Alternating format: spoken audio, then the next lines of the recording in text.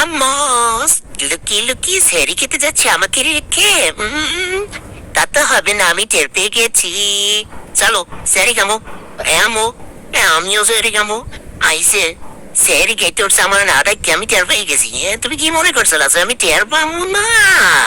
তুতুমান্টি আমাকে একটু শাড়ি দিও, হ্যাঁ একটু দিও।